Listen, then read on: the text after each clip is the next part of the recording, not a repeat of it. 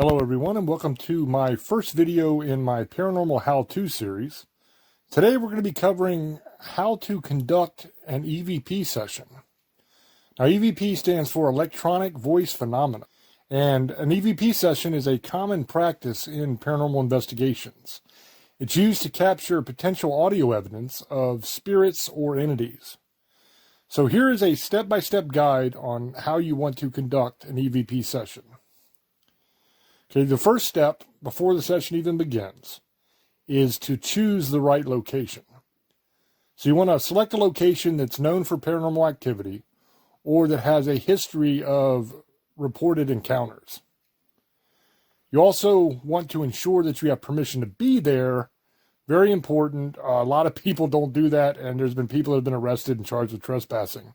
And also that you follow any legal or safety regulations that are in place for the location. Next, you want to gather up your equipment. Okay, that's obviously some sort of recording device. But you should also consider using additional equipment, such as a digital voice recorder is really nice. That's a recording device as well, but it's kind of a lot better than just using your phone or using just a tape recorder or something. A digital voice recorder has the ability to save literally hundreds, some of them thousands, depending on how big the drive is on it, of files. And you can record for a long time. It has a very good mic. Speaking of mics, you want a high-quality microphone, whether that is on your digital voice recorder or a standalone microphone. And you're going to want a pair of headphones as well. That's going to be for later. You want to make sure that all of your devices are fully charged and that they're functioning properly. Now, this is super important. Obviously, you need to capture the EVP, so you want it to be working correctly and fully charged. But a lot of times when you are dealing with spirits or entities, they will drain the batteries on your equipment. So if you don't start with a fully charged battery, you're not going to get very far. The next thing you want to do is set the scene. Okay, this is creating a quiet and a comfortable environment. You want to be somewhere where there's not a lot of background noise going on.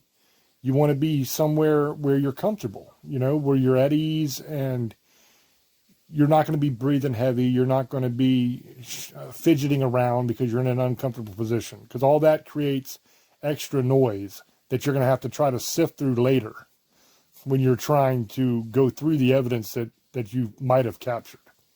You're going to want to turn off all electronic devices. Okay. The reason for that, once again, they cause interference. Not only do they cause electrical interference, but also they're going to cause noise pollution. That's going to muddy the waters when you're trying to go through your EVP session later and listen to it to see what you got.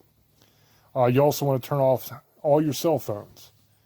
That can also cause electrical interference sometimes depending on the recorder, but also if the notifications goes off, messages go off, the phone rings, that kind of thing, it can really screw up your session. Also, obviously, radios. Any kind of radio stereos, anything like that that's playing, make sure they're off, TVs, etc. Next, you want to note and kind of jot down any natural sounds that are in the environment. Okay, so we're talking like if it's during the day or in the evening, traffic. Another really good one if you're at a place like a graveyard or someplace like that is wind.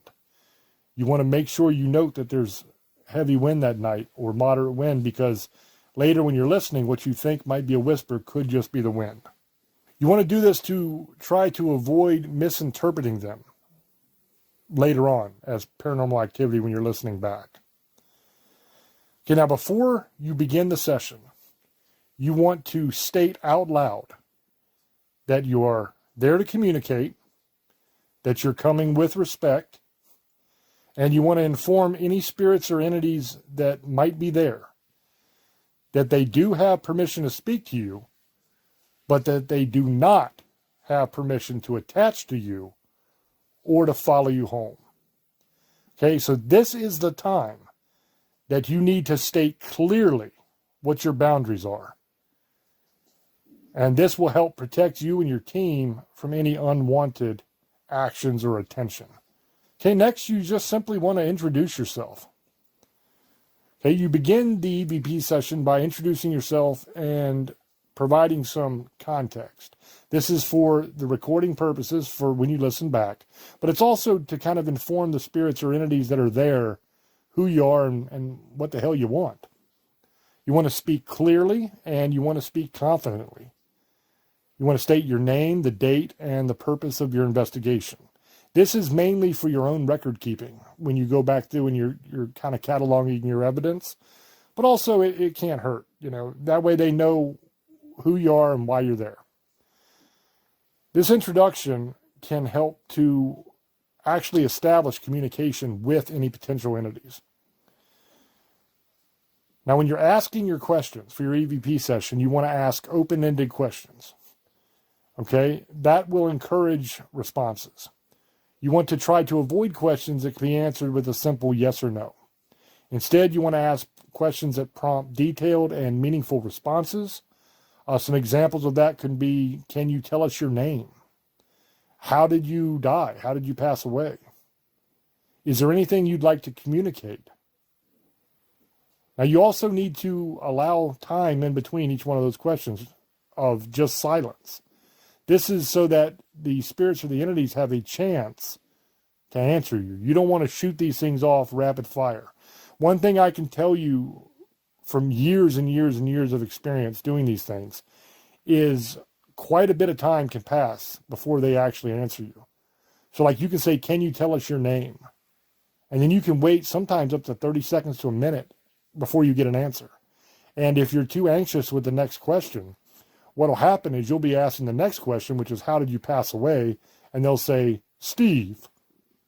And then when you're listening back, you'll be like, oh crap, I can't really use that evidence. I can't present it because I'm talking over it.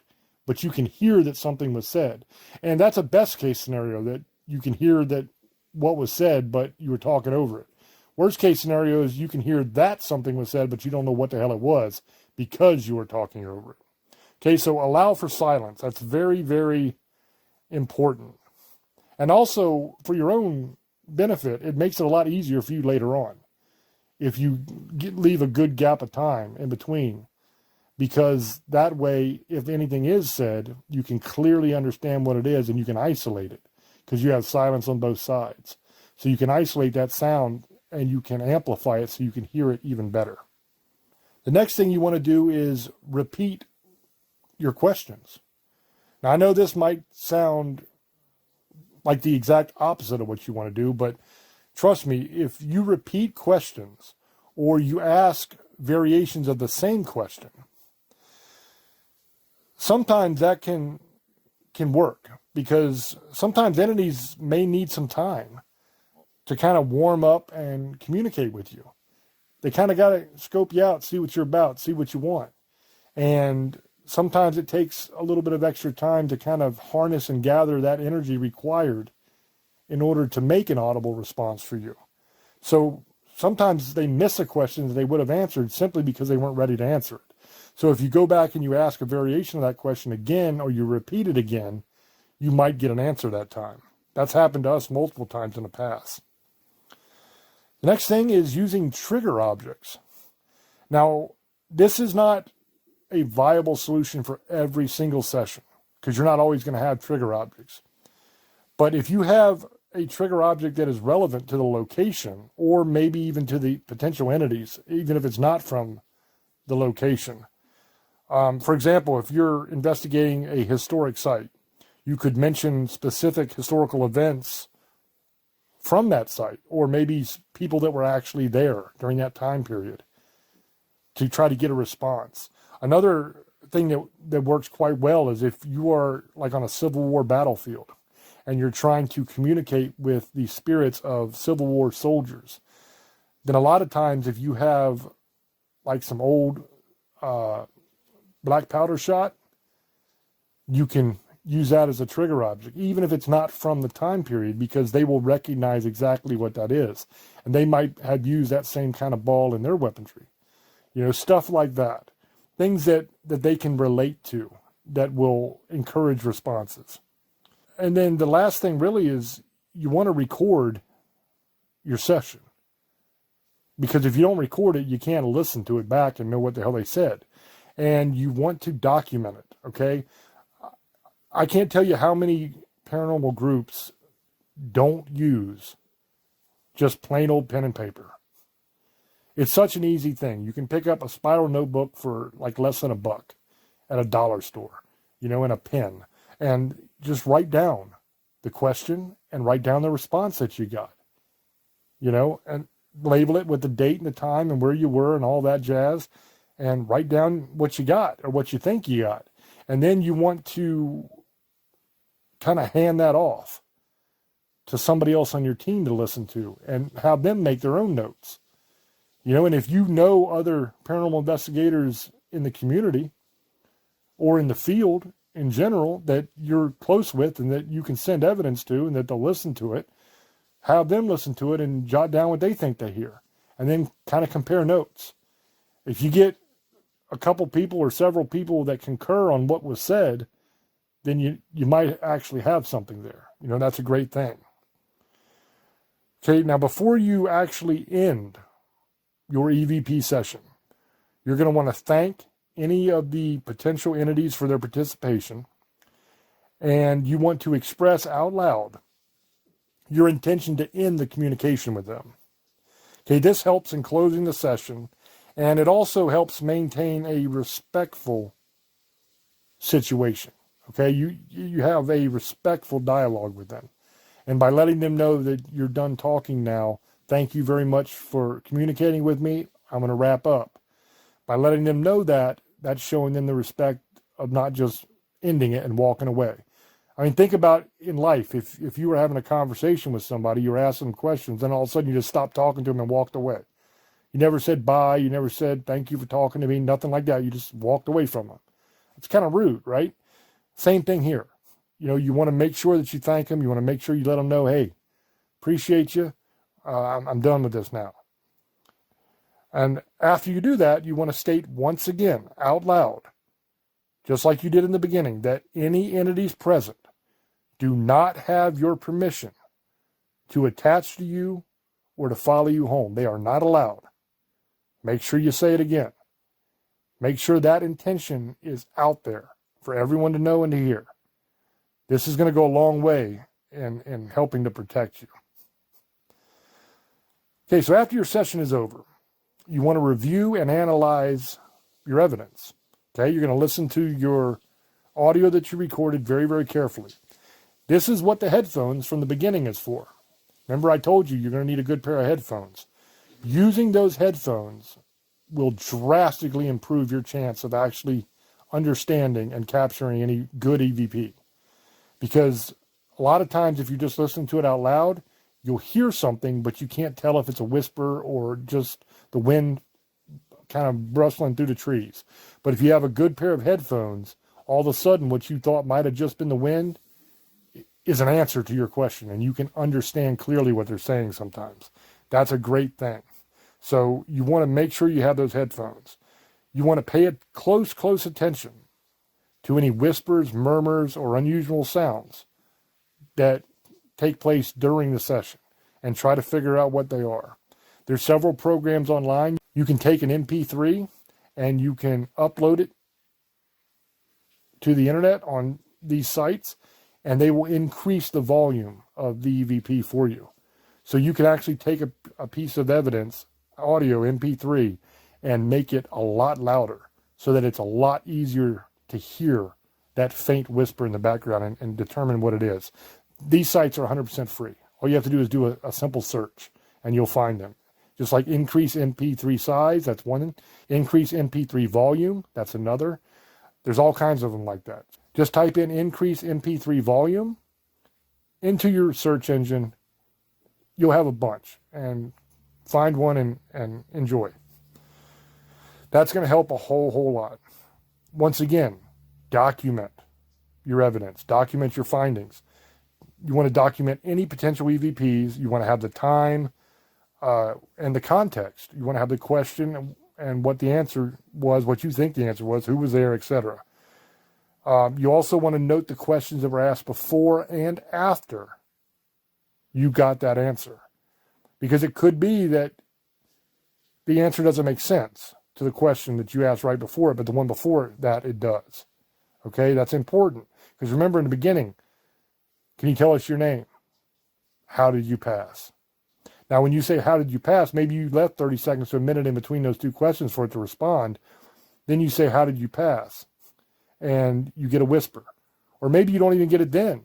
Maybe you get a whisper on a question later that says, have you ever served in the military or something? And then the whisper you hear, you listen on your headphones, and it's Steve. And you're like, Steve, have you ever served in the military? Steve, that don't make any sense. But 2 questions ago, you asked his name. And it finally got the energy up to answer you. So note the questions before and after to make sure if that answer makes sense with any of them. Because a lot of times that will happen. You want to make sure, once again, that you seek collaborative analysis, okay? Basically what that is other people. Let other people listen to it. Other trained paranormal investigators, other just randos. It doesn't matter who it is. Because anybody with a pair of ears can listen to a whisper and say what they think they hear. Somebody that does it a lot, somebody who's a seasoned paranormal investigator is going to have a better ear for it, simply because they've tried to decipher these whispers a lot longer, so they're more used to figuring out what they say. But any port in a storm, right? Anybody that you got, you can use. And just get other people's opinion. What do you think? What do you hear in this? Okay, that will really help you to verify potential EVPs. Okay, it also helps you roll out environmental or technical explanations for the noise, and it will also help you to determine, in a lot of cases, what is actually being said, if it's not clear. So that's very, very important. So basically, to sum up, you want to remember to approach these EVP sessions with respect. You want to have patience, and you want to have an open mind. EVPs can be very, very subtle sometimes. And not every unusual sound is paranormal. Okay? That's just the truth. A lot of the times it's not. A lot of times there's a rational explanation for what you hear, what you capture. And that is a very important part of this. Not everything is paranormal. So you want to consider any alternative explanations, and you want to remain objective in your analysis. Okay, if there's a horn that goes off in the background, a car horn, and at first you think it's an answer, but then after you listen to it in the headphones, you're like, you know what, that kind of sounds like a car horn. Maybe get a couple other people to listen to it and see what they hear. Don't tell them anything, just have them listen to it and see what they hear. And then if they say, oh, I can't make it out or whatever, then you can say, well, to me it sounds a little bit like a car horn. Can you hear that? Does that make sense to you? Be objective. Try to figure out what the truth is, because that's all we're after is the truth. And not everything is going to be paranormal all the time. Okay? You also want to respect the boundaries of any of the entities that are there.